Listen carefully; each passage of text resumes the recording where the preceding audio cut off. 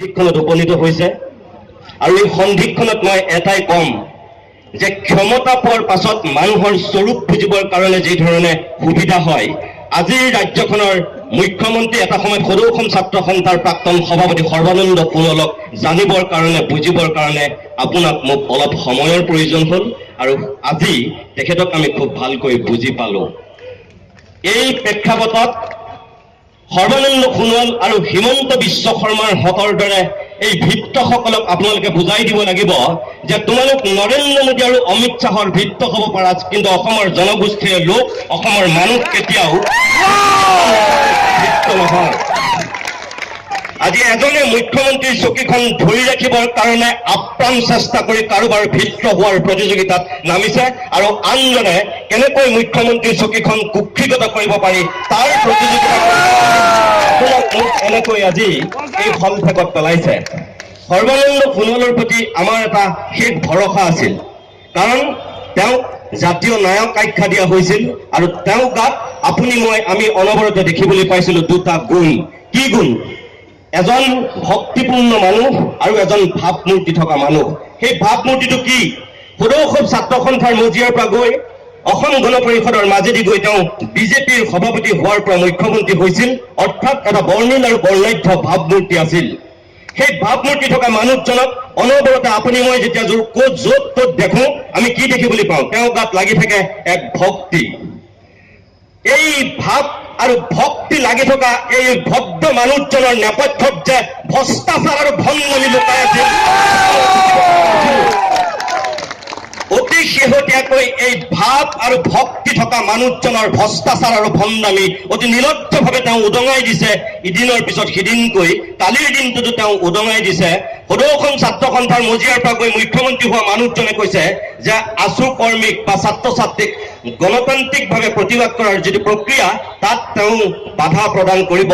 এক প্ৰকাৰ তেওঁ সতৰ্কবাণী দিছে তেওঁ মাতৃ সংগঠন সদৌ অসম ছাত্ৰ সন্থাৰ প্ৰতি। কি নিলজ্জ ধৃষ্টতা! মানুহ কিমান ক্ষমতালোভী হলে ইমান নিকৃষ্ট কথা ক'ব পাৰে তাৰ উদাহৰণ দেখুৱাই দিছে সৰ্বানন্দ সোণোৱালহঁতে।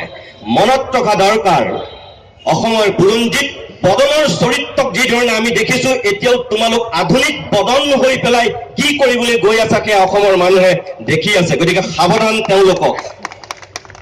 হিমন্ত বিশ্ব শৰ্মা, ৰঞ্জিত দাস আৰু সৰ্বানন্দ সোণোৱালহঁতৰ দৰে নেতাসকলে মনত ৰখা উচিত, তেওঁলোকক জিকিবৰ কাৰণে নিৰ্বাচনত তেওঁলোকে প্ৰতিদ্বন্দ্বিতা কৰিবৰ কাৰণে এই আপোনালোকৰ মাজৰে মানুহবিলাকক দৰকাৰ হ'ব। কোনো মধ্যপ্ৰদেশ, কোনো মহাৰাষ্ট্ৰ বা কোনো নাগপুৰৰ মানুহৰ তেওঁলোকৰ আশীৰ্বাদ হ'লে তেওঁলোকে কেতিয়াও বিধানসভালৈ নিৰ্বাচিত হ'ব নোৱাৰিব। তেওঁলোকক মানুহ লাগিব এইখন অসম ভূমিৰ। গতিকে এইখন অসম ভূমিৰ মানুহৰ যিটো এই মুহূৰ্তৰ আৱেগ, এই মুহূৰ্তৰ যিটো ক্ষোভ, এই মুহূৰ্তৰ যিটো আশংকা, সেইখিনি দূৰ কৰিবৰ কাৰণেহে তেওঁলোকে পদক্ষেপ ল'ব লাগিছিল। দুৰ্ভাগ্যজনকভাৱে সৰ্বানন্দ সোণোৱাল মৌন হৈ থাকি অতি শেহতীয়াকৈ তেওঁ মুখ খুলি যিটো ভূমিকাত অৱতীৰ্ণ হৈছে অসমৰ জাতীয় জীৱনৰ কাৰণে, ইয়াতকৈ চাগে দুৰ্ভাগ্যজনক আৰু ট্ৰেজেডি যোৱা 10টা বছৰত, যোৱা 20টা বছৰত অসমৰ মানুহে দেখা নাছিল। তেওঁ মনত ৰখা দৰকাৰ, এটা সময়ত প্ৰফুল্ল কুমাৰ মহন্ত মুখ্যমন্ত্ৰী দুবাৰকৈ হোৱাৰ পিছত তেওঁৰ বিৰুদ্ধে অসমৰ সেই একেখিনি মানুহে যিটো স্থিতি লৈছিল, মহন্তক সময় লাগিছিল 10 বছৰীয়া শাসনৰ কাৰণে, তৰুণ গগৈক 15 বছৰীয়া শাসন লাগিছিল, আৰু সৰ্বানন্দ সোণোৱালক মাত্ৰ 2.5 বছৰতে অসমৰ মানুহে দেখুৱাই দিছে যে তেওঁ কোন পৰ্যায়ৰ নেতা আৰু তেওঁ কোনখিনি মানুহৰ মানসিকতাক তেওঁ প্ৰতিনিধিত্ব কৰিছে। মই সেই আপোনালোকক কওঁ যে অকল আৱেগিকভাৱে আমি আন্দোলন কৰিলেও নহ'ব। অনাগত দিনত আমি সুপৰিকল্পিতভাৱে তেওঁলোকক বুজাই দিব লাগিব যে আমাৰ সকলো জাতি জনগোষ্ঠীৰ শক্তি কেনেকুৱা আৰু কি ধৰণে আমি অগ্ৰসৰ হৈ তেওঁলোকৰ সেই নিজৰ স্বাৰ্থলোভী কাম কাজ আমি বাধা দিব পাৰোঁ তাৰ এক প্ৰত্যুত্তৰ। মই বেছি কথা নকওঁ, মই আপোনালোকক বিষ্ণু ৰাভাৰ এটা কবিতা এইখিনি মুহূৰ্তত শুনাব বিচাৰিছোঁ। সেই কবিতাটোৰ কোন কাহানীৰে বিষ্ণু ৰাভাই লিখিছিল, কিন্তু আজিৰ সমাজ জীৱনত বিষ্ণু ৰাভাৰ সেই কবিতাটোৰ এটা প্ৰাসংগিকতা আছে। কবিতাটোৰ নাম আছিল ট্ৰাইবেল, জাক ট্ৰাইবেল।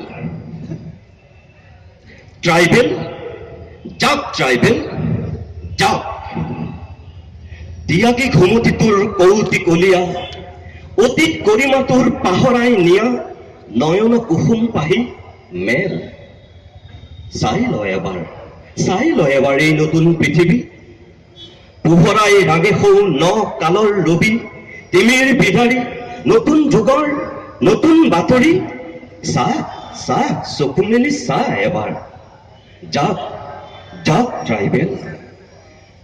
ট্ৰাইবেল জাগিব লাগিব তই কছাৰী মিকিৰ কাজিৰঙা কাৰু মিকি কুকি নগাবীৰ কান্তি মিচিমি নগা লালুং চোচাই চিংফু চিংটেং মণিপুৰী তাই টিপ্ৰা ডিমাচা অকা দফলা ককাই চুতীয়া মদাহী দেউৰী টুটুলা কোচ হাজং বৰাহী জাগিব লাগিব তই জাগ লচু আগ ভাগ পাতিব লাগিব নৱমেল জাগ ট্ৰাইবেল জাগ সৰলা অবলা সোজা ট্ৰাইবেল নাৰী নাথাকিবি তয়ো পিছ পৰি তয়ো আজি যাক বুকুত মেথনি মাৰি তয়ো বাহ আগ তয়ো বাৰু লচু আগ ভাগ নতুন যুগৰ পাত মেল জাক ট্ৰাইবেল জাক এই কবিতাটো বহুত দীঘল মই গোটেইটো আপোনালোকৰ ওচৰত আবৃত্তি কৰি নুশুনাও কিন্তু এই সময়খিনিত মই এইটোৱে আপোনালোকক ক'ব বিচাৰো যে আমি অসমৰ ৰাইজ বিভিন্ন জনগোষ্ঠীয় মানুহ সদায় আমি এক হৈ আছিলো আৰু এক হৈ আমি থাকিম এই আজিৰ যি এই বৰ্জনী নাট এয়া কেতিয়াও বঙালী বিৰোধী আন্দোলন নহয় মই এই মঞ্চৰ পৰা অসমৰ প্ৰত্যেকগৰাকী বৌদ্ধিক জগতৰ লগত জড়িত হোৱা সম্ভ্ৰান্ত বাঙালী ভদ্ৰলোকলৈ মোৰ এটা আহ্বান অসমৰ সমাজ জীৱনত যিসকল যুগ ধৰি অসমীয়া হৈ নিজকে বিলীন কৰিছিল তেওঁলোকৰ প্ৰতি মোৰ আহ্বান যে আপোনালোকেও এটা ভূমিকা গ্ৰহণ কৰক উজনি অসমৰ কোনোবা বাঙালী সংগঠনে আমাৰ এই আন্দোলনখনত অংশগ্ৰহণ কৰিছে কিন্তু গুৱাহাটীৰ যিসকল তথাকথিত ভদ্ৰলোক মই অপ্ৰিয় হলো সত্য যিসকলে বাতৰি কাকতত লিখা মেলা কৰে সভাই সমিতিয়ে তেওঁলোকে বক্তৃতা দিয়ে সেই মানুহখিনিৰ কিন্তু যোৱা কিছুদিনত ভূমিকা মই দেখিবলৈ পোৱা নাই তেওঁলোকৰ প্ৰতি মোৰ আহ্বান যে আপোনালোক এইখন অসমতেই আছে অসমীয়া হৈ থাকিব বিচাৰে তেনেহ'লে আপোনালোকেও কিন্তু আমাৰ এই আন্দোলনৰ লগত অংশগ্ৰহণ কৰক এই জনসমুদ্ৰক আপোনালোকক সমৰ্থন দিবলৈ চেষ্টা কৰক কাৰণ ইয়াতেই আপোনালোক থাকিব ইয়াতেই আপোনালোক মৰিব গতিকে আপোনালোকৰ দায়িত্ব আছে ইয়াক কেতিয়াও বাঙালী বিৰোধী আন্দোলন নহয় ইয়াক অসমীয়াৰ খিলঞ্জীয়াৰ অস্তিত্বৰ প্ৰতি যদি কোনোবাই ভাবুকি আনিছে গতিকে তাৰ বিৰুদ্ধে ইয়াত মাত মতা হৈছে আপোনালোক সদৌতিলোকে পুনৰ মই নমস্কাৰ জনাইছো মই সদায় অসমীয়া হৈ জীয়াই থাকিব বিচাৰো আৰু জাতীয় স্বাভিমান ধৰি ৰাখিব বিচাৰো আপোনালোকে ইয়াত জাতীয় স্বাভিমান থকা মানুহ ভাষা সাহিত্য সংস্কৃতিৰ প্ৰতি যদি কোনোবাই কেতিয়াবা ভাবুকি কঢ়িয়াই আনে তাৰ বিৰুদ্ধে আমি গৰুজিমি বৰ্জনী নাদেৰে গৰুজিমি পুনৰবাৰ আপোনালোক সদৌতিলোকে ধন্যবাদ জনাই মোৰ চমু দুআষাৰ সামৰণি মাৰিছো নমস্কাৰ